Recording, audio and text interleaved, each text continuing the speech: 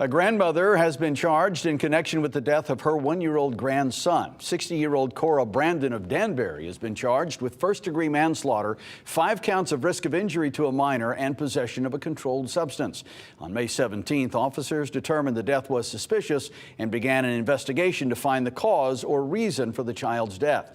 Police say the investigation found that the 60-year-old was complicit in his death. Brandon is being held on $500,000 bond.